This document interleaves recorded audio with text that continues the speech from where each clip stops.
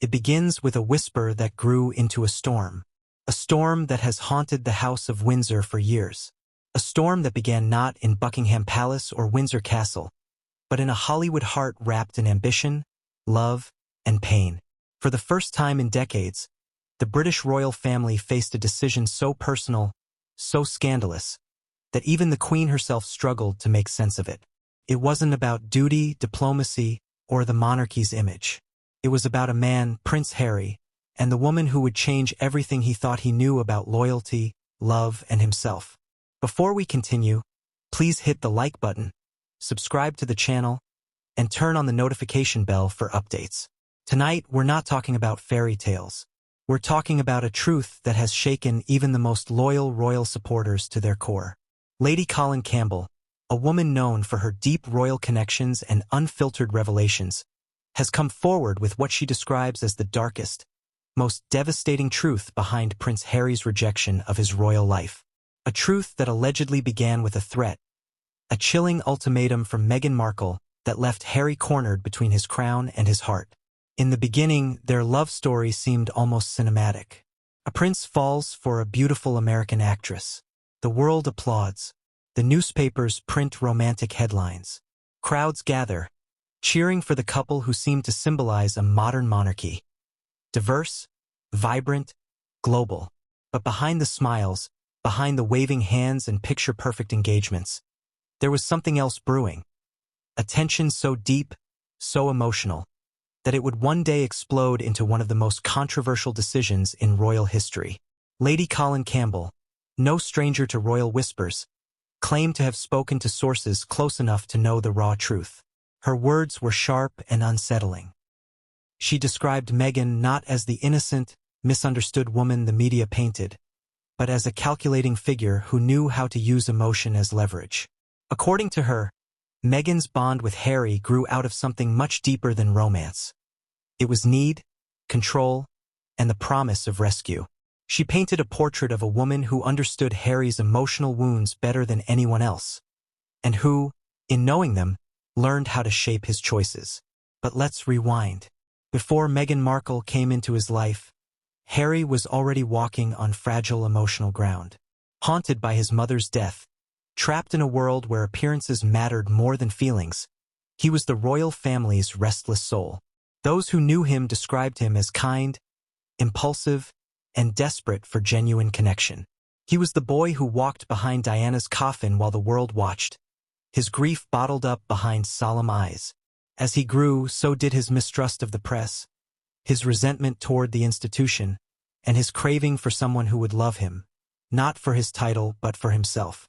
And then came Meghan, the actress from Los Angeles, who walked into his life with confidence and empathy. She knew what to say, how to listen, and how to make him feel seen. For Harry, it was magnetic. For the palace, it was concerning. Because this wasn't the quiet English Rose the family expected. This was a woman of ambition, a woman used to control her own narrative, a woman who understood the power of image and emotion.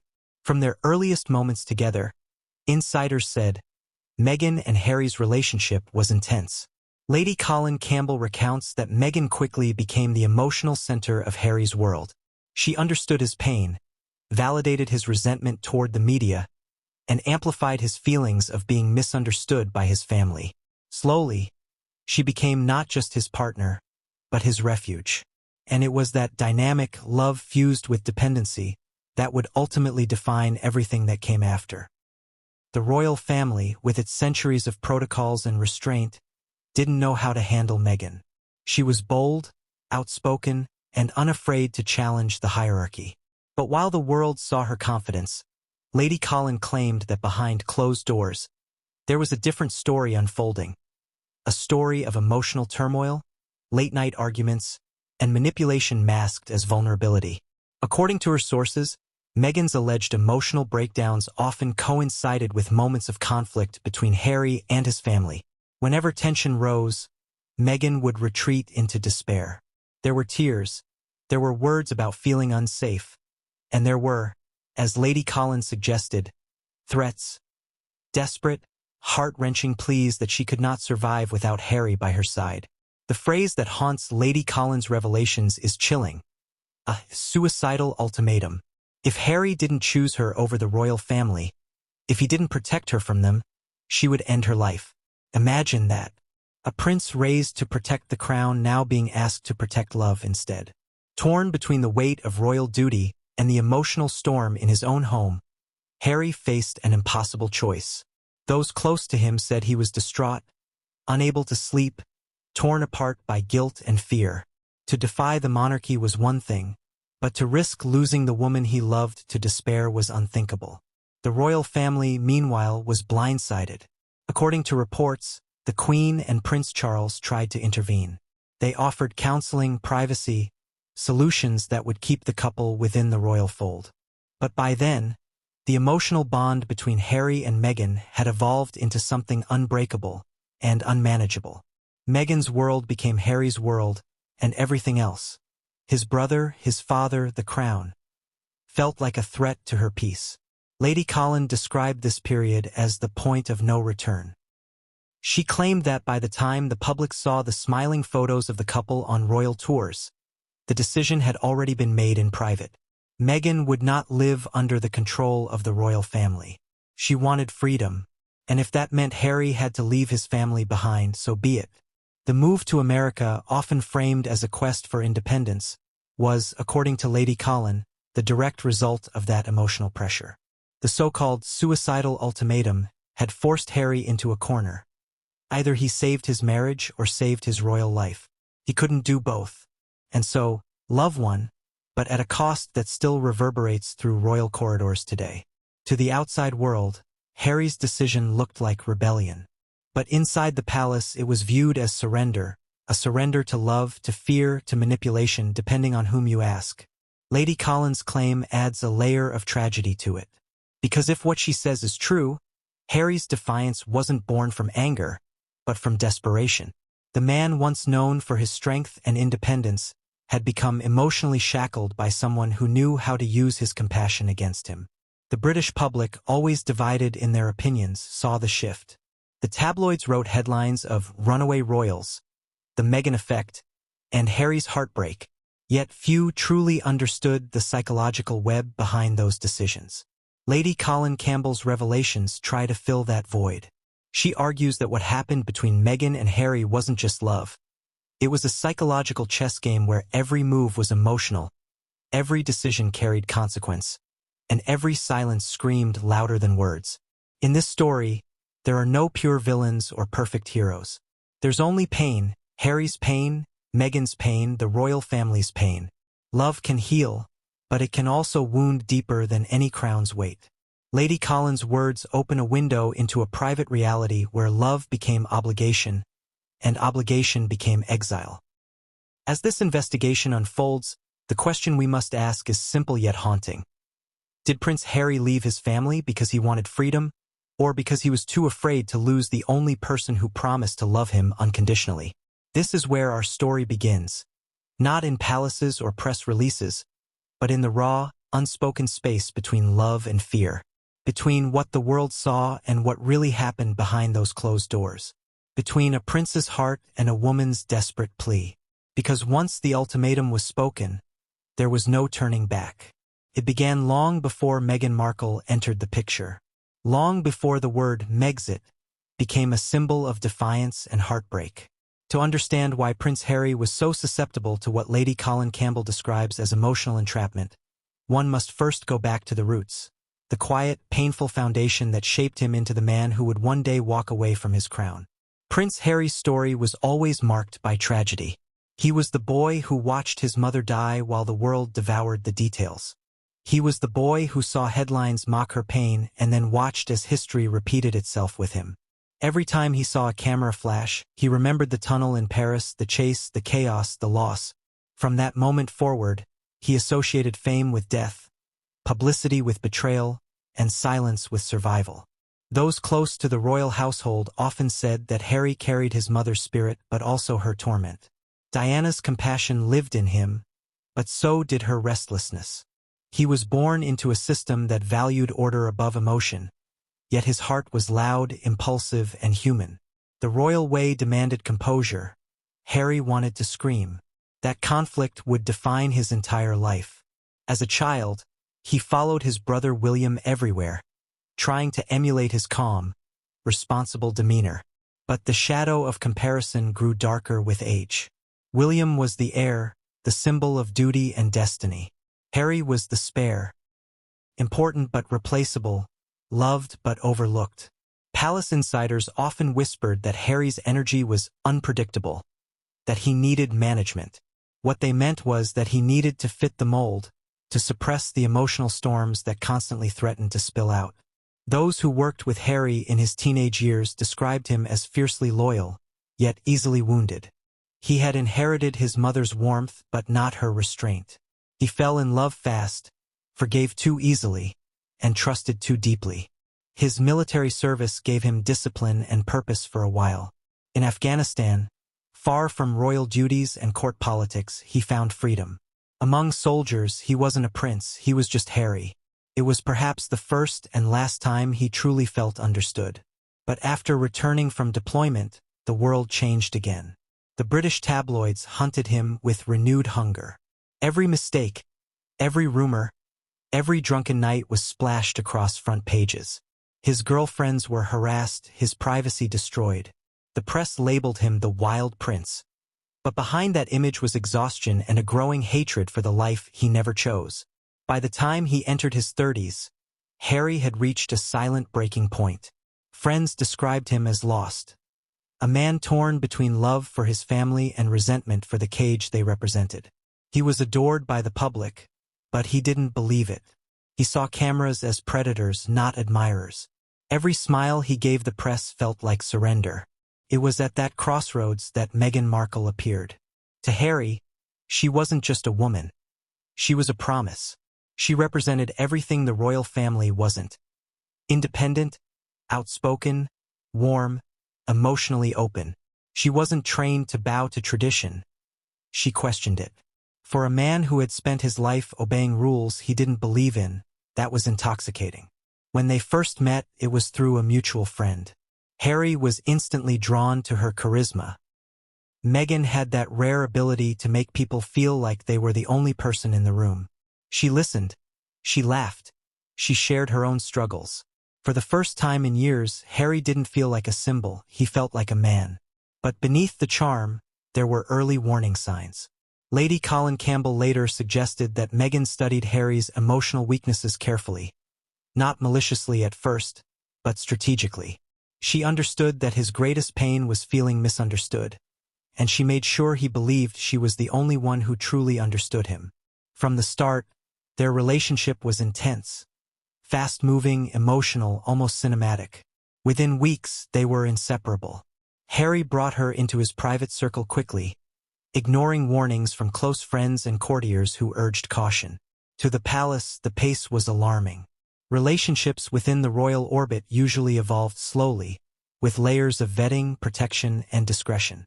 But Harry dismissed those traditions. For him, love had already rewritten the rules. He introduced her to the Queen sooner than expected, bypassing protocol. He defended her publicly against media criticism, a move rarely seen from royals. The more the tabloids attacked Meghan, the deeper Harry's loyalty grew. What he saw as love, others began to view as obsession. Every negative headline about her hardened his heart against his family and his country. Behind palace doors, tension simmered. William reportedly urged him to take things slow, reminding him that royal life was not built on impulse. But Harry took that as criticism, not concern. He saw in his brother the same cold distance he had resented all his life. Meghan became his escape, a way to finally live outside the shadow of duty. By this point, Lady Colin Campbell claimed, Meghan's influence over Harry was undeniable. She described a pattern of emotional dependency developing early in their relationship. When arguments arose with the palace, Meghan's response was not confrontation but vulnerability. Tears, emotional appeals, and statements about feeling unsafe became recurring themes. To Harry, this wasn't manipulation. It was a cry for help. He saw it as his duty to protect her, just as he couldn't protect his mother. This emotional connection, Lady Colin suggested, was the turning point. Meghan had tapped into Harry's deepest trauma, his guilt over Diana's death. Every time Meghan said she felt attacked, he relived that pain. Every time she felt silenced, he saw flashes of the woman he'd lost. In defending Meghan, he believed he was redeeming himself. The palace, meanwhile, watched with growing unease. Harry's behavior changed. He skipped traditional royal gatherings, grew colder toward the press office, and refused guidance from senior courtiers. Staff who once described him as approachable now called him guarded and reactive. One aide told Lady Colin that Harry no longer trusted anyone outside of Meghan. As their relationship intensified, so did the scrutiny. The media coverage became relentless, dissecting Meghan's every gesture, outfit, and word. But instead of calming Harry, it enraged him. He saw racism, prejudice, and cruelty everywhere. Lady Colin argued that this perception, while not entirely unfounded, was also fed by Meghan's own fears and frustrations. She allegedly convinced Harry that his family was part of the problem, that they were complicit in allowing the press to attack her. This idea took root. Harry began to distance himself from his brother, his father, and even longtime friends. The royal institution, once his home, became the enemy. Meghan, meanwhile, positioned herself as the only person he could trust. This, according to Lady Colin, was the beginning of the emotional wall that would separate Harry from everything he'd ever known. The months leading to their engagement were a blur of passion and conflict. Every public appearance was polished and romantic, but insiders whispered about arguments behind closed doors. Meghan's expectations for royal life clashed with its rigid structure. She wanted a voice, a platform, and independence. The palace wanted conformity. Harry was caught in the middle, his heart on one side, his heritage on the other. When their engagement was finally announced, it was a global spectacle. Cameras flashed, fans cheered, and commentators hailed it as a new era for the monarchy. But beneath the celebration, the old tensions still brewed. Meghan's adjustment to royal protocol was rocky. Staff found her demanding, unyielding, and often emotional. Lady Colin described reports of tears, late-night calls, and a sense that Meghan felt trapped and unappreciated. Harry tried to mediate, but each conflict pulled him further from the institution. His loyalty to Meghan became absolute. He no longer saw the monarchy as a family, it was a system he needed to escape. In private, according to Lady Colin, Harry began speaking of getting out.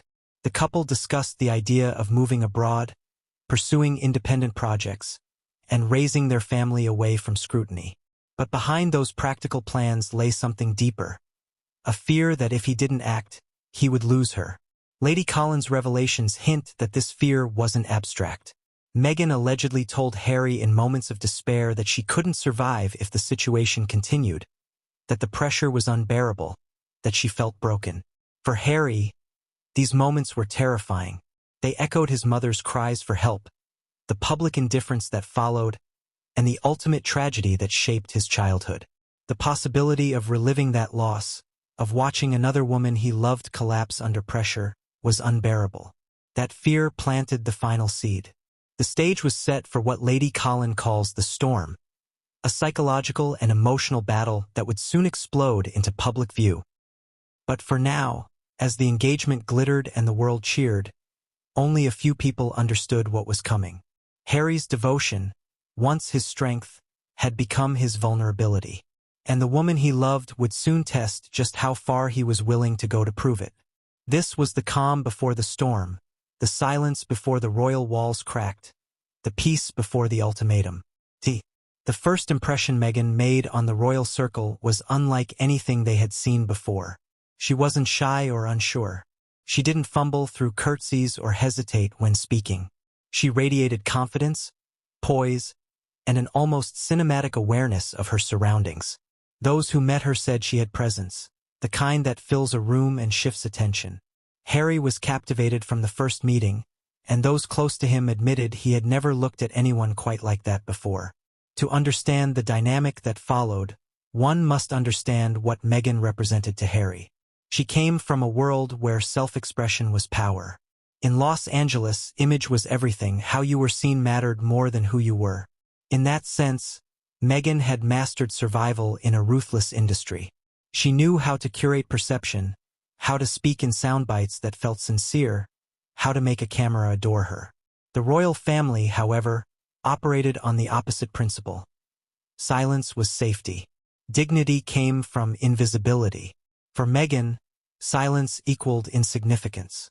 From the beginning, this clash of cultures was invisible to the public eye. In the early months of their relationship, Meghan worked hard to adapt. She smiled through royal events, followed etiquette lessons, and studied the monarchy's expectations. But according to Lady Colin Campbell's insights, this was not submission, it was observation. Meghan was learning. This was the beginning of what Lady Colin described as the Hollywood invasion. The moment when the royal institution began to feel like a stage and Meghan its lead actress. Public appearances became performances. Meghan controlled her narrative meticulously, selecting moments of vulnerability for maximum emotional impact. Tears at public events, speeches about mental health, and stories of personal struggle turned her into a global symbol of resilience. Behind the curtain, however, the cracks widened. Staff turnover increased. Rumors of confrontations with aides spread. Harry became increasingly distrustful of anyone not in their immediate circle. When palace officials advised caution regarding media strategy, Meghan pushed for direct action. Open letters, public responses, lawsuits. The old royal mantra of never complain, never explain no longer applied. Lady Colin suggests that these decisions were deliberate. Meghan, she said, was importing the Hollywood model of public control, narrative management, emotional storytelling, and audience manipulation into an institution built on silence. It was revolutionary, but it was also destabilizing. The royal family, caught between tradition and modern image-making, didn't know how to respond. Some hoped time would smooth things over.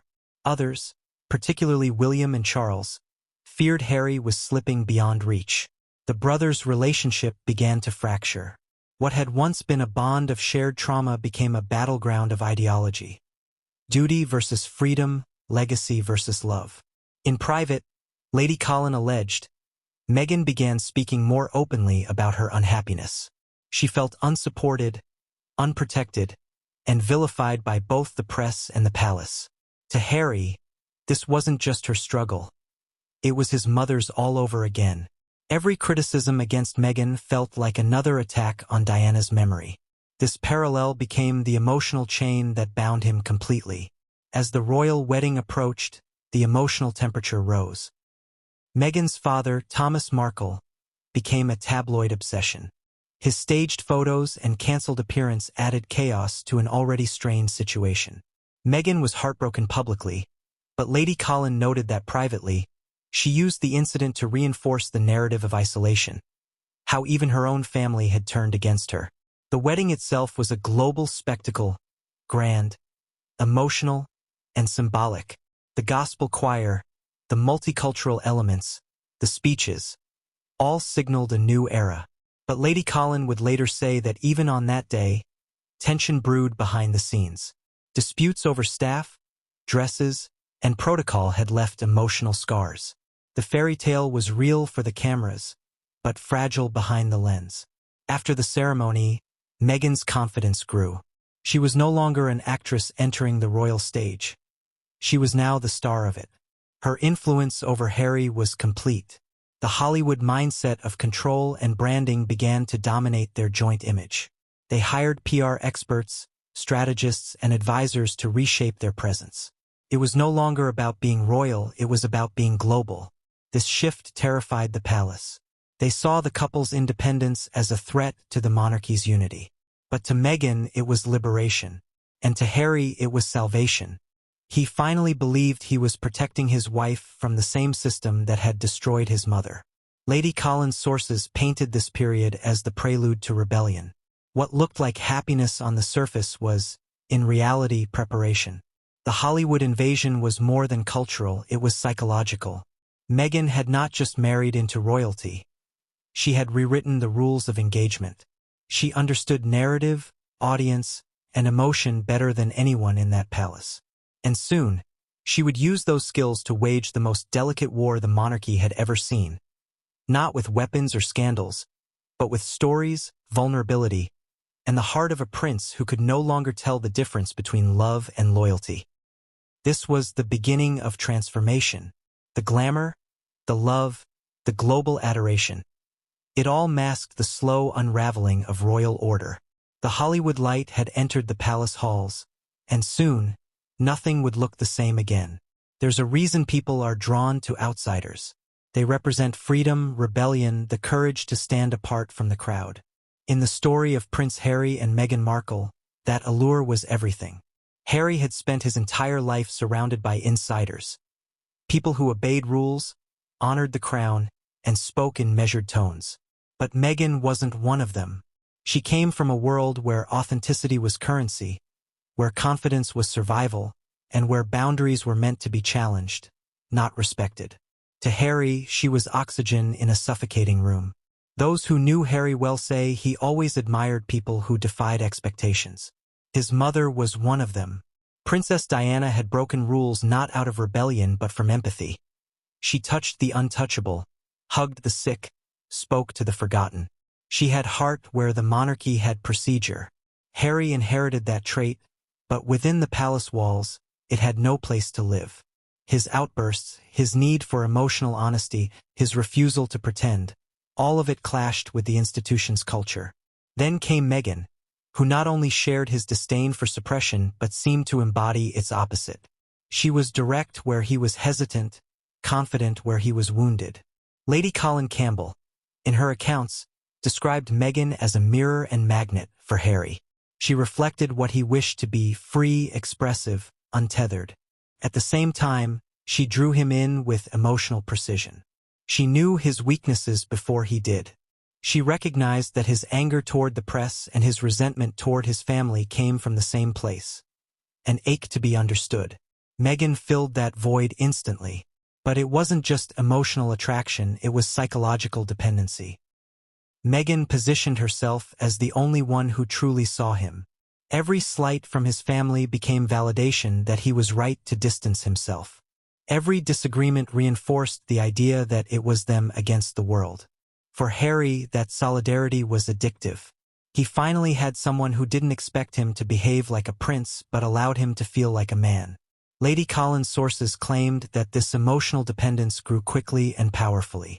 Within months, Meghan had become the center of Harry's existence. He reorganized his priorities, distanced himself from old friends, and replaced advisors who questioned her. What began as love evolved into loyalty, an almost sacred duty to protect her from any perceived threat. To outsiders, this looked like devotion. To insiders, it was isolation. The couple built an invisible wall between themselves and everyone else. Even within the palace, their circle shrank. Invitations were declined, communication routes were severed, and Harry's once open demeanor turned defensive. Courtiers who tried to advise him on media matters found themselves rebuffed. The more criticism Meghan received, the more Harry doubled down. Meghan, for her part, leaned into her outsider identity. She knew she would never be fully accepted within the monarchy, so she turned rejection into empowerment. Publicly, she projected composure and compassion. Privately, according to Lady Colin's accounts, she wielded emotion as strategy. When confronted with opposition, she didn't argue with logic, she appealed to feeling. Tears, vulnerability, and silence became her language of control. In a household trained to avoid emotional displays, her openness was disarming. Caught people off guard, especially Harry. Lady Colin often referred to this period as the seduction of empathy. Meghan's greatest weapon wasn't aggression, it was fragility. She presented herself as a woman under siege. Misunderstood by the press, unappreciated by the palace, and betrayed by her own family. Each story reinforced Harry's protective instincts. He wasn't just her partner, he was her guardian. In defending her, he felt purpose. In shielding her, he felt powerful. It was love laced with guilt, devotion colored by fear. The dynamic mirrored a pattern psychologists often describe as emotional enmeshment, where one partner's well-being becomes the other's responsibility. Lady Colin believed this was deliberate. She argued that Meghan, consciously or not, built her relationship with Harry around his need to save. She knew he was haunted by the helplessness of his mother's final years. Every time she expressed despair, she pulled him deeper into that unresolved trauma. To walk away would feel like abandonment. To stay meant redemption. This emotional entanglement began affecting Harry's decision-making. He no longer consulted senior royals before acting. When Meghan expressed distress over the media, Harry went to war with the press. When she complained about feeling unsupported, he confronted palace staff. When she cried over protocol disputes, he took it as proof of institutional cruelty. In his mind, Meghan was his mother's legacy, the woman he could finally protect from the same system that failed Diana. The parallels were haunting. Diana had also struggled with isolation, emotional breakdowns, and media obsession. But unlike his mother, Meghan was not powerless. She was articulate, strategic, and media-savvy. She knew how to frame her emotions into stories the world would sympathize with. Lady Colin suggested that this awareness gave her the upper hand. By appearing vulnerable, Meghan gained control not just over Harry but over the public narrative. Meanwhile, the royal family's response was silence, their age-old strategy. They hoped the noise would fade, but silence only deepened the divide. Harry saw their lack of defense as proof that Meghan was being sacrificed, just as his mother had been. He began to view his family not as protectors but as enemies. Every glance at a headline, every paparazzi photo, became another wound. Meghan, aware of his growing resentment, nurtured it subtly. According to Lady Colin's claims, she would remind him of their shared pain, their outsider status, their right to live freely. She made him believe that they could build a new kind of royal life, modern, independent, and authentic. To Harry, it sounded like salvation. To the monarchy, it sounded like rebellion. The allure of the outsider became a philosophy. Harry and Meghan began crafting their public image around it. Their speeches, interviews, and charitable work emphasized breaking barriers, challenging norms, and speaking truth to power. The more the establishment resisted, the stronger their brand became. They were no longer just royals. They were revolutionaries wrapped in love. But the same trait that made Meghan magnetic also made her dangerous to the monarchy. She couldn't exist quietly. Every cause she touched became a statement, every appearance a declaration. The palace's careful neutrality clashed with her need for expression. She saw silence as complicity. They saw it as dignity. The result was constant tension, visible even in their public smiles. Lady Colin noted that Meghan's confidence often masked deep insecurity. She thrived on approval but crumbled under rejection. When the British press turned against her, she didn't withdraw, she escalated. Lawsuits, interviews, and emotional revelations followed. Harry, trapped between duty and love, chose love every time. Each act of defiance drew them further from the family and closer to isolation. By now, Meghan had become both Harry's greatest comfort and his greatest vulnerability. His friends described him as changed. Still kind, still passionate, but consumed by a mission to prove their love right.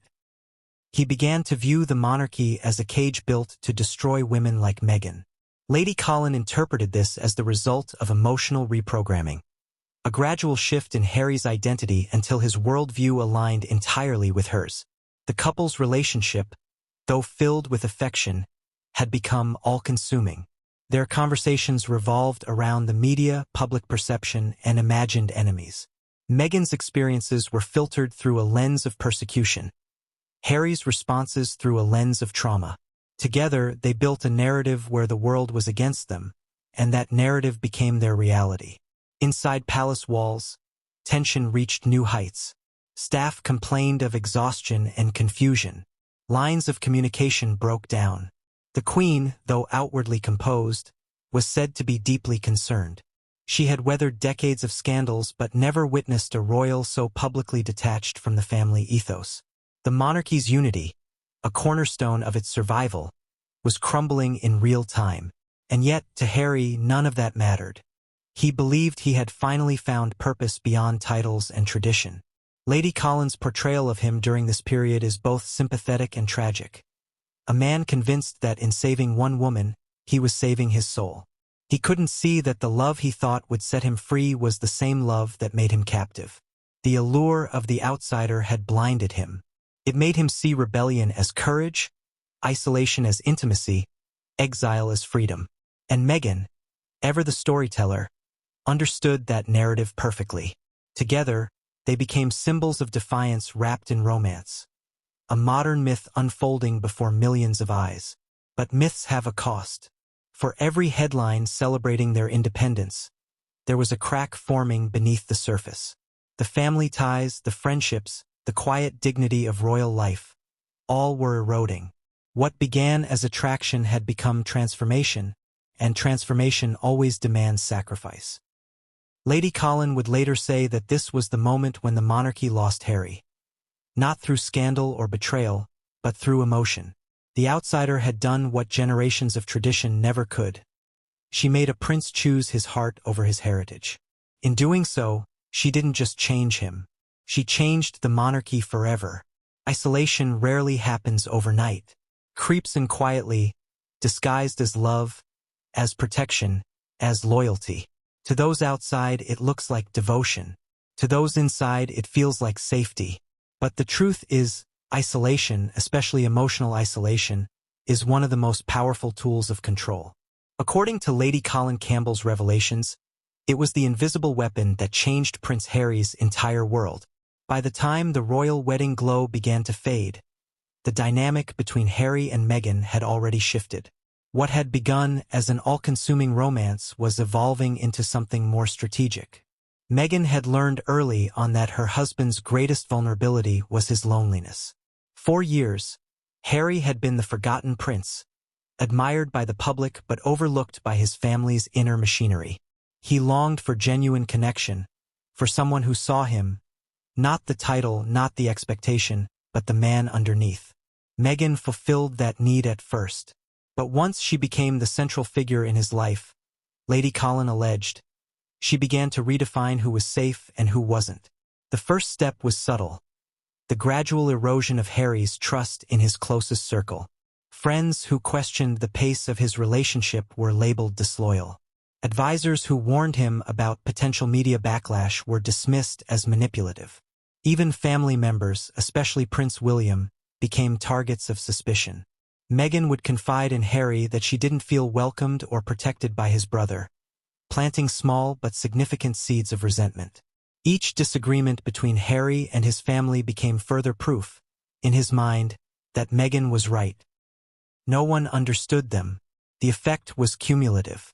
Conversations with his brother became shorter, less frequent. Calls to old friends went unanswered. Longtime aides who had served him loyally began to leave, replaced by new faces aligned with Meghan's preferences. Lady Colin called this the quiet purge, a transformation of Harry's environment so complete that he no longer noticed it happening. At first, the isolation looked like intimacy.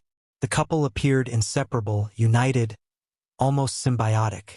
They traveled together, worked together, strategized together. Their world was each other. But that closeness, Lady Colin argued, came at a cost. Harry was no longer part of the family machinery. He was now part of a two-person kingdom governed by emotion, not tradition. For the royal household, this was unprecedented. Every royal marriage has its challenges, but none had ever produced such an immediate cultural and emotional divide. Staff described the Sussex household as a fortress of secrecy. Meetings were private, communication routes rerouted, and instructions increasingly came through intermediaries. The family's traditional support network, the courtiers, the aides, the advisors, was no longer trusted. Meghan reportedly viewed them as saboteurs, people sent to undermine her confidence and her marriage. Harry adopted the same view. Lady Colin's sources described a noticeable shift in his demeanor. The once approachable prince had become guarded, defensive, and quick to anger when anyone questioned his wife's intentions. He began interpreting ordinary palace procedures as personal attacks. Simple logistical issues, press arrangements, scheduling decisions, security briefings, became emotional battles. Every disagreement was reframed through the lens of loyalty. If you're not with us, you're against us. This emotional siege mentality solidified when Meghan's conflicts with staff began making headlines. Stories of her temper, late-night demands, and tears during fittings leaked to the press. The Duchess' difficult label appeared, and Harry's rage ignited. To him, this wasn't just gossip, it was cruelty, a replay of his mother's humiliation at the hands of the same media machine. He couldn't see it as coincidence. He saw it as a conspiracy. And in his mind, the palace's silence was proof of complicity. Meghan's emotional reactions, according to Lady Colin, amplified this belief. She would express despair, sometimes crying or withdrawing, telling Harry that she couldn't handle the pressure or the hostility. For a man whose greatest trauma was losing his mother to media cruelty, this was unbearable. Harry began to view the monarchy itself as the enemy, a system designed to destroy the women he loved. And so the isolation deepened. Meghan's family troubles became another layer of insulation. Her father's public betrayals, her half-siblings' interviews, and the global attention on their dysfunction allowed Meghan to further cement her identity as an outsider victimized by both families, her own and Harry's. Harry, ever protective, responded by cutting more ties. Where once he balanced love with duty, he now viewed duty as betrayal. Lady Colin suggested that then came the first serious confrontation with the family. Behind the ornate walls of Buckingham Palace, a private meeting was called to address growing tensions. Senior royals, including Charles and William, wanted clarity. They urged Harry to slow down, to let time heal, to seek counseling together as a family. But when Harry returned home and recounted the conversation, Meghan interpreted it as betrayal. She reportedly told him that his family didn't care about her mental health, that they were trying to silence her. Lady Colin's sources claimed that it was after one such meeting that Meghan allegedly delivered what she described as a breaking point, a warning laced with desperation. She said she couldn't take the pressure any longer, that she had thoughts of ending her life if things continued as they were. To Harry, this was not manipulation. It was a crisis. His heart stopped. He saw his mother's shadow again. And in that moment, his decision was sealed. No duty, no crown, no tradition was worth losing another woman to despair. He promised her he would protect her, no matter the cost. This was the emotional turning point Lady Colin described as the ultimatum that didn't need to be spoken twice. It wasn't presented as a threat, it was a plea. But its power was absolute. Harry's priorities shifted completely. The monarchy became irrelevant. His only mission was her survival. Those close to him said his tone changed after that day. He spoke with finality, as if he had crossed an invisible line and could never go back. Behind the polished smiles and public appearances that followed, cracks widened. Meghan, newly empowered by Harry's loyalty, began asserting more control over their image and decisions. Public relations strategies became more aggressive. Interviews, speeches, and charitable events were meticulously planned to reinforce their narrative of independence and compassion. But internally, the strain was enormous. Staff described the household atmosphere as unpredictable. Some days calm and professional, other days emotionally charged.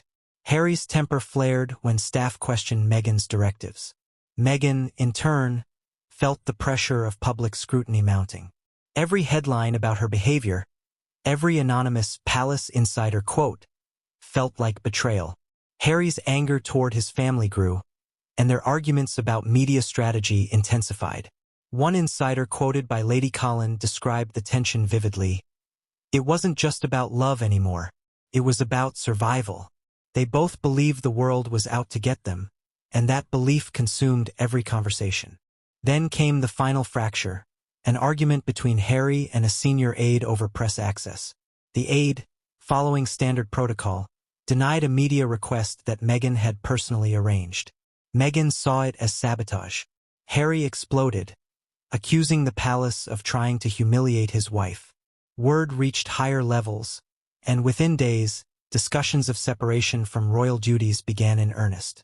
The palace moved swiftly to contain the situation, but privately, everyone knew this wasn't just about media management.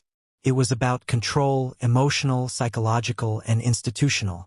Lady Colin claimed that Meghan viewed every obstacle as proof of persecution, while Harry interpreted her distress as evidence that his family was failing her.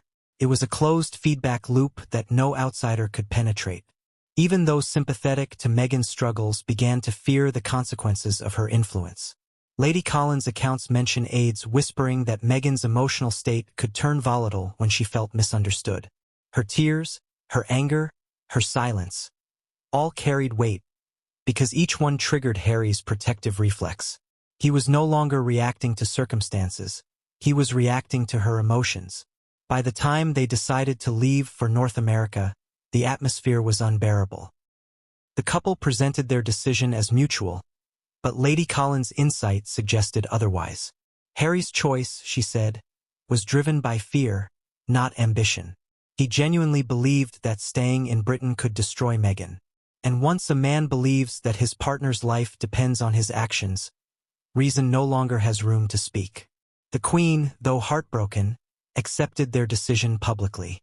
Privately, she understood what was happening, but knew she could not intervene further without making things worse. Charles tried to reason with Harry. William tried to reach him emotionally. Both failed. The walls around Harry's world were too thick. What followed was a carefully choreographed exit. Their statement about stepping back as senior royals, the negotiation over titles, the financial settlements. To the public, it looked like a modern couple taking control of their destiny. To those within the institution, it felt like a family tragedy disguised as empowerment. Lady Colin called it a love story written in the language of fear. Behind closed doors, the emotional battles had already been lost long before the public announcement. The real drama wasn't on camera. It was in whispered arguments, quiet tears, and sleepless nights spent trying to choose between two impossible loyalties. The image of freedom that followed. Smiling photos in Canada, cheerful interviews, new projects, was a performance built on exhaustion. Harry, having made the ultimate sacrifice for love, didn't realize he had traded one kind of captivity for another. Meghan, finally away from the palace, was now surrounded by the pressures of global scrutiny without the protective structure of royal life. Their isolation had won them independence but robbed them of peace. Lady Colin's narrative ends this chapter not with judgment but with sorrow. She described Harry as a man who mistook rescue for rebellion, and Meghan as a woman who mistook control for security. Together, they built a world to keep pain out. But in sealing the doors, they locked themselves inside with it. The love story that began with laughter and light had turned into something darker, something raw. Behind closed doors, the fairy tale had collapsed, leaving only two people trying desperately to convince the world, and themselves, that it was still intact. By the end of 2019, the tension between Prince Harry, Meghan, and the royal family had reached a breaking point. What had begun as quiet unease within palace walls had erupted into a silent war. There were no shouting matches in public, no dramatic confrontations captured by cameras. Only cold statements, cautious gestures, and the echo of decisions that could never be undone. The monarchy had weathered divorces, scandals, and betrayals before. But this time, the wound was internal. It was not about image, it was about trust. Behind the gilded doors of Buckingham Palace and the gates of Frogmore Cottage, two realities existed side by side. To the outside world, Harry and Meghan were still the golden couple, smiling through engagements, shaking hands, waving to crowds. But inside, Lady Colin Campbell described the atmosphere as untenable. The emotional strain, the late-night arguments, the paranoia about leaks, and the growing distrust had poisoned every relationship around them. What once felt like a love story rebelling against an outdated system had turned into a confrontation between a prince's heart and an institution's survival. The catalyst, according to Lady Colin, was the loss of communication between Harry and his family. He had stopped attending private briefings and declined meetings. Messages were filtered through intermediaries. Even his brother, once his closest confidant, could no longer reach him directly. The small misunderstandings that had once been easy to repair were now amplified by distance and resentment. Every gesture of outreach from the palace, Every word of caution, every attempt at diplomacy, was met with suspicion. Meghan interpreted them as manipulation. Harry saw them as hypocrisy. At the heart of it all was the question of control. Meghan wanted autonomy, to choose her projects, her narrative, her image. The palace wanted unity, predictability, and adherence to centuries of protocol. Neither side could yield without losing something vital. And Harry, caught in the middle, could no longer balance both worlds. One insider told Lady Colin that the couple's relationship with the palace collapsed in whispers, not shouts. It began with scheduling disputes, Harry and Meghan's desire to select their own charities, to announce their own events, to control their messaging independently. Traditionally, these details were managed by palace offices to ensure coordination among all royals. But Meghan saw this as interference. When aides suggested adjustments to timing or content, she viewed it as censorship. The smallest issue, like being placed second in a lineup or omitted from a press release headline, was taken as deliberate disrespect. Harry sided with her every time. To him, Meghan's discomfort was proof of the institution's cruelty. When courtiers tried to explain that protocol wasn't personal, he bristled. "It's always personal when it's my wife," he reportedly told one aide. The palace began to realize they were no longer negotiating with a royal couple. They were negotiating with two people who saw the entire system as an enemy. Lady Colin's sources described a series of private meetings held at Clarence House and Kensington Palace to de-escalate tensions. Senior advisors urged Harry to find balance, to take a temporary break, not a permanent exit. But Meghan viewed any compromise as surrender. She had already begun envisioning a life outside the monarchy, one where she and Harry could define their own narrative. When word of these discussions reached the press, the situation imploded. Headlines of royal rift, brothers at war, and Queen's desperation dominated the tabloids. Meghan blamed leaks on the palace. Harry blamed the media. The royal household blamed both. The circle of trust, once fragile, was now shattered. It was around this time, Lady Colin claimed, that Meghan's emotional volatility became more visible. She felt constantly under siege, convinced that she was being sabotaged from within. Arguments with staff grew frequent. Her sense of isolation deepened. Harry, already stretched thin by his family's disapproval, became her shield. When she cried, he raged. When she withdrew, he panicked. The entire dynamic fed on itself. Then came the documentary, the now infamous interview filmed during their Africa tour, where both Meghan and Harry spoke candidly about their struggles. Meghan's tearful admission that "not many people have asked if I'm okay" was a defining moment. The public sympathized, but inside the palace, the reaction was horror. Royals did not display vulnerability on camera. They endured silently. To the family, this was not courage, it was rebellion. Harry's statement in that same documentary, admitting that he and his brother were on different paths, confirmed what the public had suspected for months. The fallout was immediate. Senior royals were blindsided, learning of the interview's contents only after broadcast. Lady Colin wrote that it marked the moment the family realized reconciliation was no longer possible. The Queen, pragmatic as ever, sought to manage the crisis quietly. She invited Harry for private talks, hoping to reach him directly. But Meghan declined similar invitations, citing emotional exhaustion and mistrust. The divide grew. Charles tried reasoning with Harry through emotional appeal, William through direct confrontation. Neither worked. Every attempt to bring him back seemed to push him further away. Meanwhile, Meghan began setting the stage for independence. Lady Colin described how her team in North America was already being assembled: PR consultants, legal advisors, brand strategists. She was no longer planning within the monarchy structure. She was building her own. The move to North America was no longer an idea, it was a strategy. When the couple returned from their final royal engagements in early 2020, they had already made up their minds. They didn't consult the family before drafting their public announcement. They didn't seek permission. On a quiet evening, while the palace was preparing for another uneventful week, the Sussexes' official statement dropped online. It declared that they were stepping back from their royal roles, seeking financial independence, and dividing their time between the UK and North America. The announcement hit the monarchy like an earthquake. The Queen learned about it from the media, not from her grandson. Within minutes, chaos erupted across royal offices. Phones rang non-stop. Advisors scrambled to prepare statements. The press was relentless. To the world, it was a shock. To the palace, it was betrayal.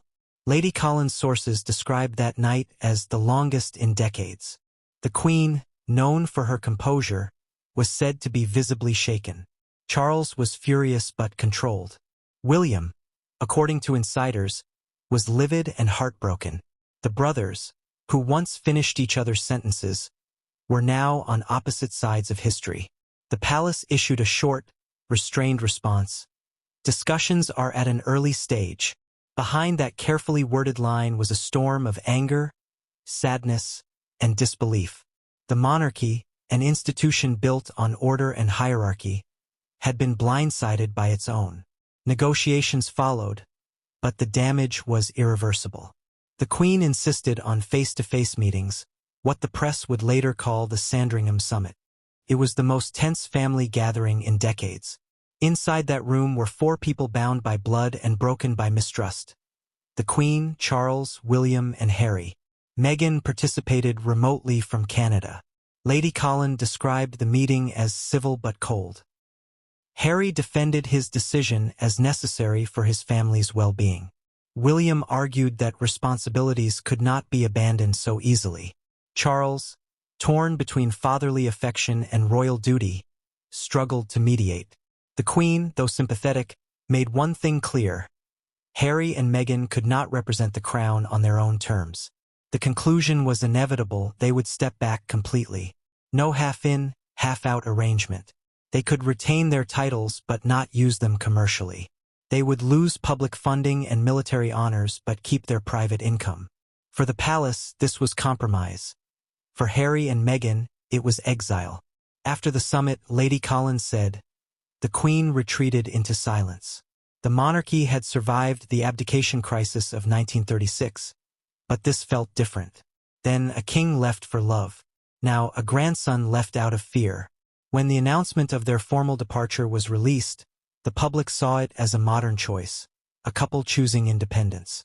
But inside it felt like grief. Palace staff wept quietly. Charles aged overnight. William reportedly said it was the saddest day of my life. The monarchy would survive, but the family was broken. For Harry and Meghan, the move brought temporary relief. Free from the palace's control, they settled into a new life abroad. But freedom came with a price: loneliness, backlash, and the loss of the stability they once rejected. Lady Colin reflected that the breaking point wasn't the day they left. It was the years of silence, pain, and manipulation that made leaving seem like the only way out. In the months that followed, both sides tried to reclaim their image. The palace projected calm. The Sussexes launched projects, signed deals, and spoke of empowerment. But beneath the surface, the fallout lingered. The trust was gone. The royal family moved on with caution, and Harry's absence became both an open wound and a quiet relief. The breaking point had come and gone, but its echoes remained. A reminder that even the strongest institutions can fracture when emotion replaces reason, and that love, when intertwined with fear, can become a weapon too powerful for anyone to control. The flight from London to Los Angeles was more than a change in geography. It was a crossing into another life. Behind the smiles and polished statements about a new chapter lay exhaustion, fear, and a desperate need for control. The decision to leave the royal family wasn't made in a moment of passion, but forged in months of sleepless nights, whispered conversations, and emotional ultimatums. Lady Colin Campbell would later describe it as the great escape, not from duty, but from despair. In the quiet days before their departure, Harry and Meghan had already emotionally left Britain. The palace halls that once echoed with formality now felt hostile, even dangerous. Meghan avoided official events unless necessary. Harry's face, once bright and animated, had become drawn and distant.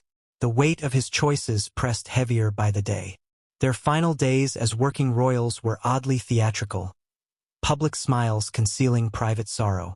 Cameras captured them attending their last events, shaking hands, waving to crowds, standing beside family members they could barely look in the eye. The press called it the farewell tour.